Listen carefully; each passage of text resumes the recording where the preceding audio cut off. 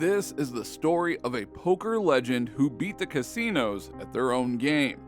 However, success comes at a cost, especially when achieved through the wrong means, and this led him to be caught up in a courtroom battle.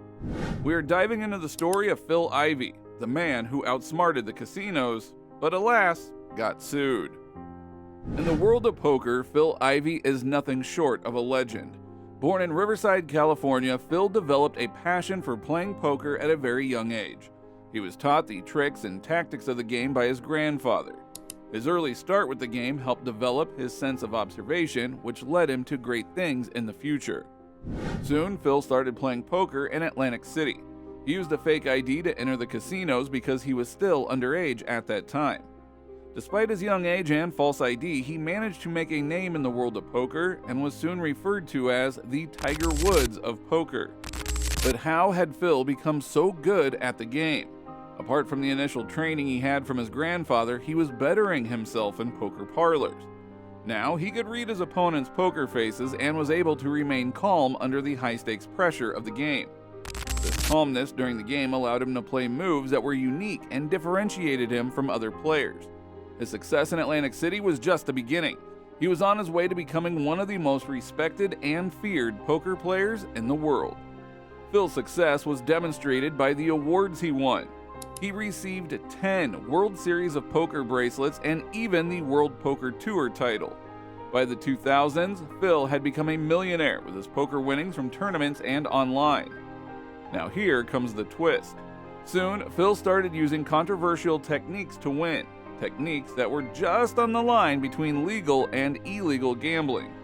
In 2012, Phil and his partner, Chung Yin Sun, employed a technique called edge sorting, which helped them win millions in baccarat.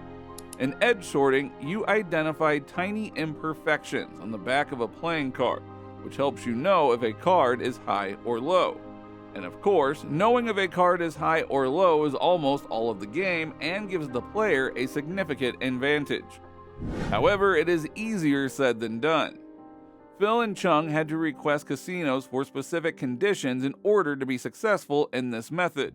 They requested private playing areas, automatic card shufflers, and a specific brand of cards that had these irregularities. Gemco was the brand they requested for cards. This brand had a manufacturing flaw that made edge sorting possible. And to mask it all, they called their requests superstitions. Now, of course, Phil was a legend in gambling by then, and the casinos did whatever they could to accommodate him.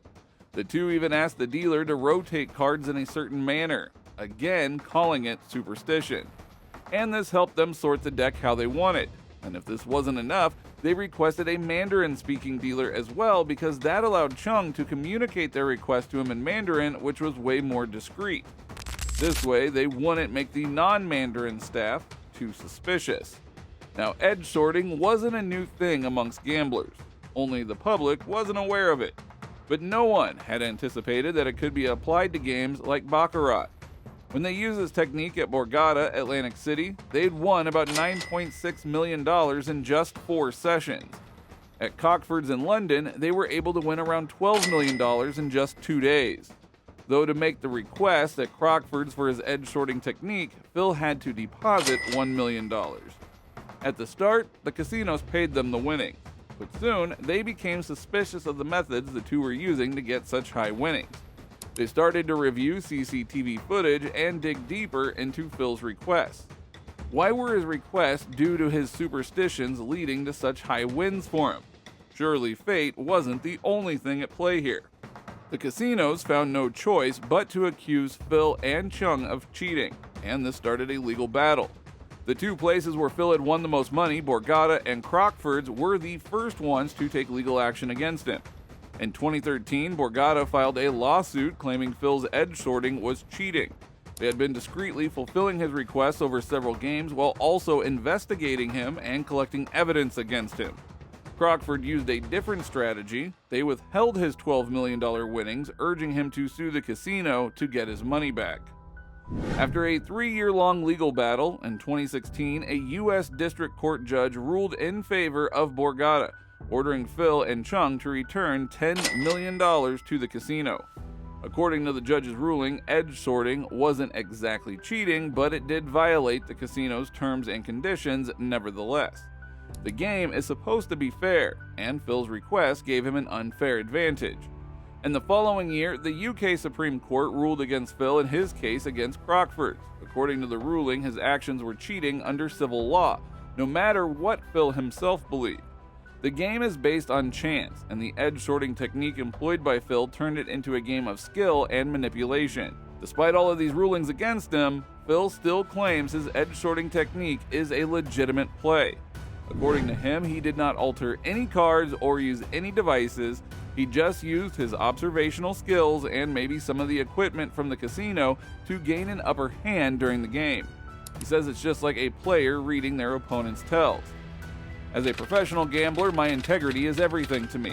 It is because of my sense of honor and respect for the manner in which gambling is undertaken by professional gamblers, such as myself, that I have pursued this claim for my unpaid winnings all the way to the Supreme Court, stated Phil.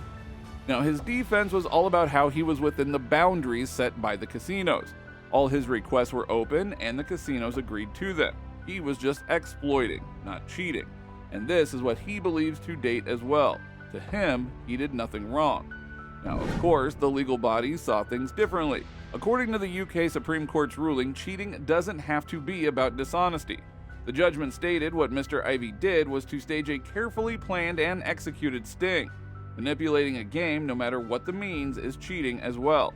Similarly, the U.S. District Court stated that the casinos did not have to honor winnings that were not obtained through legitimate ways, especially the winnings that were gained by violating the terms and conditions. According to both of the court's rulings, edge sorting did compromise the fairness of the game.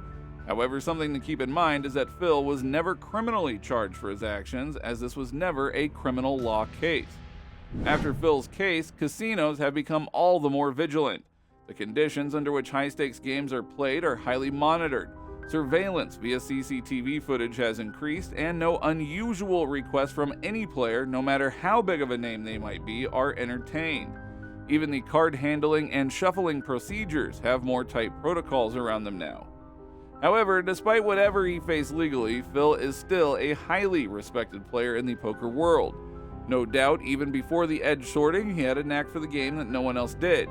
In fact, a lot of professional gamblers view Phil's edge sorting techniques as creative rather than cheating. To their community, he is a genius for finding a legal loophole in the game. After all, he just turned the odds in his favor and didn't really resort to manipulating anything physically or using any device. He just knew the game too well and exploited that. In 2017, he was even inducted into the Poker Hall of Fame. But what do you think? Was Phil really using his skills to get an advantage, or did he actually cheat with edge sorting? Let us know down in the comments.